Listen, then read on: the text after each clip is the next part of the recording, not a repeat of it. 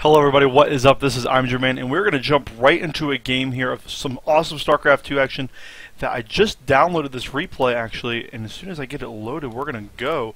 But oh my gosh, look at that camera work, baby. Down here in the bottom left hand corner of the map, it is the red Zerg player, LiquidRet.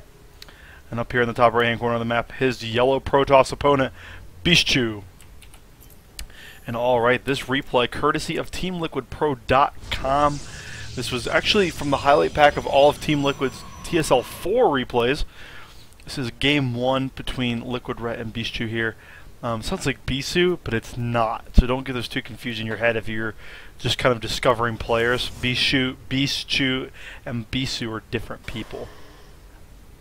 But LiquidRet had a really great TSL4 qualifier performance. I don't think he qualified. He did not actually, but still, nonetheless, really great performance out of him. All of Team Liquid's players actually did really well in their qualifiers, so I'm not too worried about Team Liquid having a bad year. Everybody said, last year at the end of the year, Team Liquid was going to have a good year, and this is actually a very interesting build here. Bischu is going to go ahead and put a pylon and a gateway down first on the ground here. Typically, you see the Forge Fast expand out of Protosses right now, and it looks like Bischu is not interested in that. Going to go for a gateway opening, as LiquidRet goes for a hatch first play there. So hatch first against a gateway opening here, and this is certainly some kind of metagaming. Bischu realizing that 3 hatch opening is very strong right now against Protoss, so why not punish him a little bit and potentially could see maybe a 4 gate. I doubt it because there has been no gases taken, but it looks like we might actually just see a 1 gate expand anyway. And what that does is that allows the Protoss player to be able to put on a little bit of aggression, have something to defend a very early pool, and at the same time allows him to still take a quick expansion nonetheless. So we do see that this has been scouted out by Bischu here, sees that the hatch first went down, and we do see a gas and a pool being thrown down here by LiquidRet, so deviating a little bit from that 3 hatch opening. Going to go ahead and grab a much earlier gas. Typically Zergs aren't grabbing their gas until 6 minutes, and Red is grabbing his at 3:30, which means we're going to see some heavy tech. Could see a Baneling bust here, could see a Roach aggression all in. As soon as that gas finishes, went ahead and threw those 3 harvesters on over there. Cybernetics core going down as well, so no Forge here. Completely okay with playing Forgeless Note Cannons. I'm really curious to see what Ret's going to do in response. This build's very intriguing to me. I wouldn't be surprised to see if we saw a Baneling bust just simply because of this weak wall in here. I mean, you're going to have this pylon that's going to be very vulnerable. This wall is not going to be very strong because there's not going to be any cannons here. We're already up past 60 gas, so we probably will not be seeing that Baneling nest that I really desperately want to see. Keep an eye on that probe, because probes get tricky in PvZ and PvT. I hate probes. And actually there is the Roach Warren coming down there from LiquidRet, so a 4-minute and 34-second Roach Warren. And we are going to probably see a Roach Warren all in here, a Roach aggression all in, perhaps. I'm not too sure actually. Wouldn't be surprised at all, and that Overlord's not in the right spot. It can be seen there, but nonetheless doing a great job of scouting out everything. This probe is going to get in here, and will he see it? No, not at all. Way too far away there. Just to make sure, let's go back and check. No, as you can tell, the Roach Warren was out of sight of that probe. Overlord did come in there and check out for gases. Very important scouting there by LiquidRet. If LiquidRet sees gases are taking, he knows, okay, there's not a lot of aggression coming in, but he did see the Cybernetics core being chrono boosted. I couldn't even think of the name for the ability, but being chrono boosted on.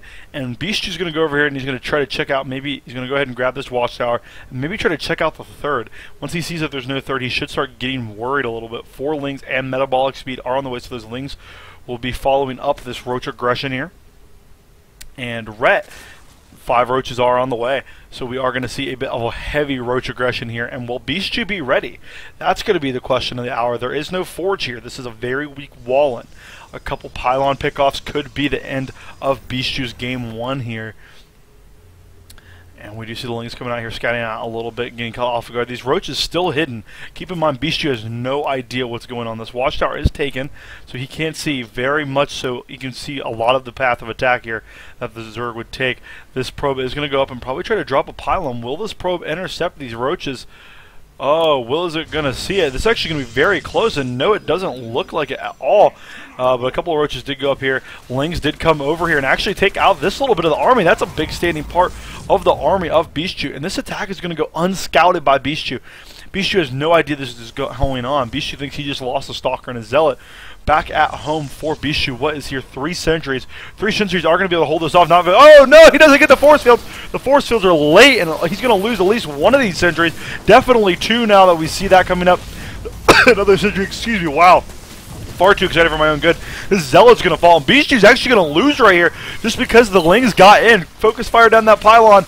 Oh my gosh, everything's warping in. Sentries going down left and right. This little attack here, massive all-in from LiquidRet, is just going to win him the game. 70 supply to 43. And Roaches could clean this up alone. All these probes are going down here. And Bischu GG's. LiquidRet and the TSL4 qualifiers takes game 1 from Bischu. On the map, Daybreak. Very nicely done there by LiquidRet.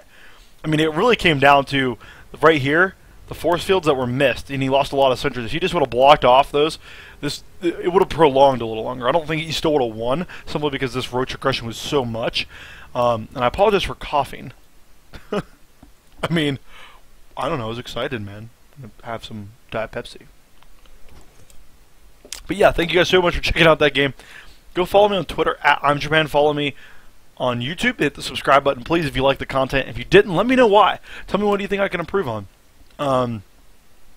Check out spgl.tv. That stands for the Semi-Pro Gaming League.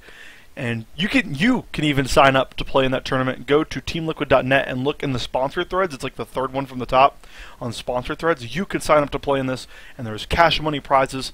This weekend, I will be casting that with Metal Teeth 9 on YouTube. Such an awesome caster. So please go check that out. Let me know what you thought of the games. And everybody, good luck. Have fun.